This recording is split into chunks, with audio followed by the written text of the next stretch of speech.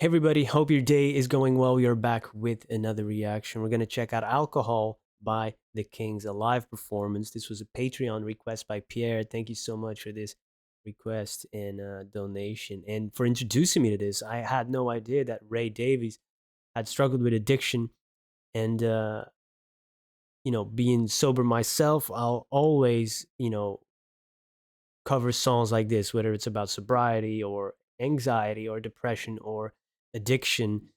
To me, it's very important, and I always love discovering new music that features that. So yeah, here we go.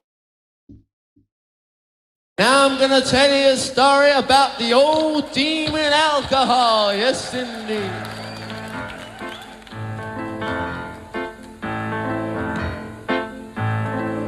Are there any sinners in the audience tonight? Let me hear all the sinners. Here, here. This is a story of excess. A cruel, sad story about a chartered accountant. Here's a story about a sinner. He used to be a winner who enjoyed a life of prominence and position. But the pressures of the office and his socialite engagements and his selfish wife's fanatical ambition, wow, it turned him to the booze. Then he got mixed up with the floozy and she led him to a life of indecision. The floozy made him spend his dough. You understand what I'm saying? She left him lying on Skid Row, a drunken old slag at some Salvation Army mission. It's very sad.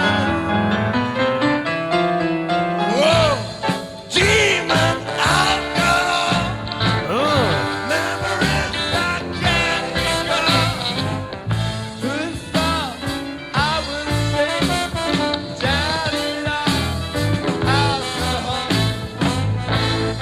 demon alcohol, memories I can't recall. Who thought I would fall a slave to demon alcohol? yeah, that is fired. But the way he's performing it too, it's so the enigmatic, the charisma, it's so mesmerizing. The body language, the vocals, the intensity, the rasp, the grit that comes in. Oh, demon alcohol, almost like worshiping it. You're a slave to it. Uh, and it was kind of funny that he was talking about the pressures of the office and his socialite engagement. And I just like, at the same time, he was signed. That's how you know. That's how you know. Real recognize real. Addicts recognize addicts, and just to you're like, oh, this is I can't deal with this. And she left him dying on Skid Row. The person that he met, he spent his dough on the floozy. Skid Row, of course, in Los Angeles and homelessness and all of that. Such a shame is that sentiment, right? What a waste, what a shame. It is, man. Memories I cannot recall. Ooh. Oh boy. Some of them we are so grateful that we can't recall.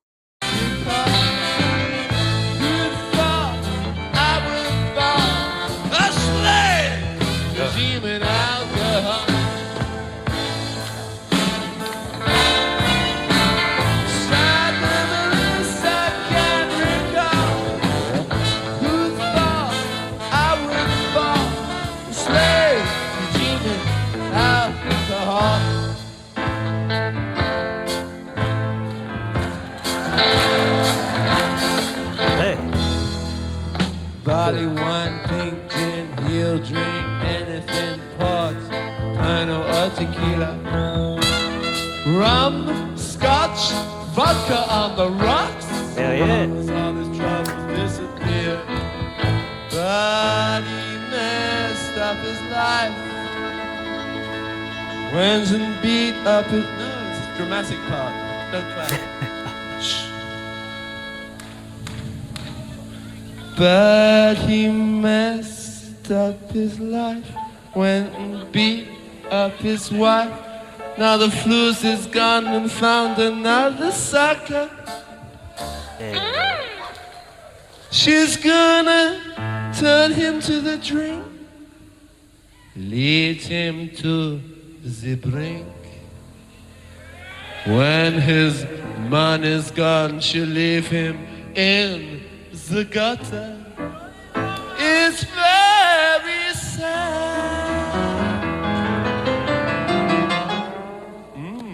Easy with that trombone, man.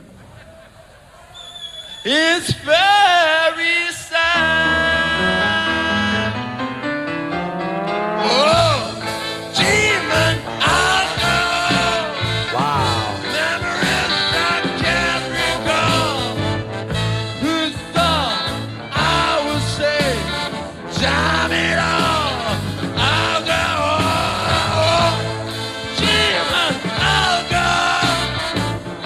Memories that can't recall. Who thought I would fall a slave to demon alcohol?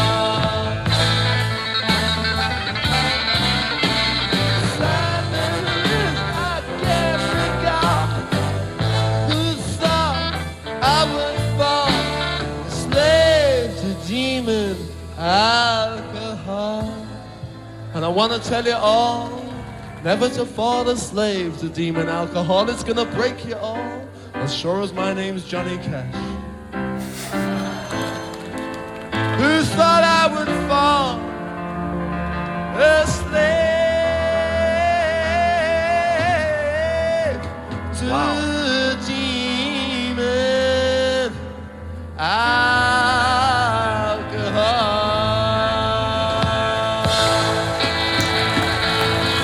That's it, man. Incredible. Fantastic. I absolutely love this. That's a top-notch performance right there. Plus a really, really great song. I love the theatrics of it too, and the performance, and of course the musical arrangement. The musicians that are so tuned into each other, because he's really like very free flowing, and maybe it's like it almost sounds like he's doing this off the cuff, right? Of course, he knows the song very well. They know the song very well, so you can start to play with it when you're great musicians. They can do that. They're so in tune to each other, but the timing of his performance and their performance is so good. It's amazing. It's amazing, and yeah, I love the humor mixed in with it, because I really respond to that. And you're when it's a musician or a comedian, and you turn your pain and you can tell it so well that it even becomes funny at a certain point, even though it comes from a very, very, very dark place. I love that personally. Yeah, I love that self-deprecation and humor, finding that even in the darkest of places sometimes, especially after some reflecting, in hindsight's 2020, and you got out in the better end. It's easier that way, of course, because not everybody gets out of that cycle. It's so hard. It's so difficult. My heart breaks for people who are still going through that, and I hope they can see that other end, because it is really, oh man, once you see that light and you find, it's like, oh, it was so obvious, it was all there, but I can't explain it to other people how to do it, right? It's only when you look back, oh, why didn't I see that earlier? Yeah, good, good, good stuff. I love his delivery and some of that rasp and that grit, and that the trumpets that come on. It reminds me, and you probably won't know this artist, of a Belgian artist who's actually from my hometown. He passed away a few years ago, called Arno, and he had a group called TC Matic. And he had certain type of delivery like that. Uh, so I must imagine he was a big fan of the Kinks. Uh, or vice versa. You never know. I think he made it. Didn't they have a big song? What was it? Oh la la la, 1981. Did he make it? I don't know how big it became. A huge club hit. I don't know, Hinge. You should check it out. Oh la la la. Come on, and you will maybe you've heard this if you're a music fan. I don't know. It's good stuff. And I love when he was going in to list all the drinks, right? Because it doesn't matter. I don't discriminate. I don't discriminate when it comes to drinks, right? We will have anything, everything. Whether it's port, tequila. I think he forgot to mention perfume and aftershave, but it's like, oh, I don't drink for taste, man. Screw that. As an addict mindset, screw that elitist, snobist type perspectives when I can taste the sunshine on the grape leaves and if a bee landed on it and stuff, yeah, I can taste it and smell it and stuff. No, no, no. Give me this. I know what the goal is of mine here. We want to get effed up, and I don't discriminate when it comes to booze because all my trouble is going to disappear anyway for a little while. Yeah, yeah, amazing. I love the progressiveness of the, you know, of the addiction in the song, right? And then ending with such a shame. Oh, yeah, mesmerizing performance, incredible song. Thank you for introducing me to it. Thank you for spending some time with me. Hope you have a wonderful day. Bye. Hey there. You can't get rid of me. Well, you can. You can just click off the video. That's the nice thing about the internet these days. You could just slam the door in my face and I won't even know it. But if you do that, please, before you leave, click the subscribe button. Yes, I'm coming here, hat in hand, begging, like Frankie Valli in the Four Seasons used to say or sing. But I just wanted to ask you if you've come across multiple of my videos and you find yourself not subscribing over the edge, maybe, I don't know. Well, it would mean the world to me if you would consider subscribing because I saw the analytics. It's kind shocking. 80% is not subscribed. I saw 400,000 monthly regular viewings, not new viewers, and I'm not even at 100,000. Which is kind of like the milestone. You get that silver play button. My daughter would think I'm cool for 5 minutes. Oh, how the day I've always dreamt about it. So, yeah, if you would find it in your heart, the generosity to click that subscribe button, it doesn't cost a thing, uh, only a second of your time. And I won't keep you any longer. Thank you so much for being here. Thank you for your time. Have a wonderful day. Goodbye.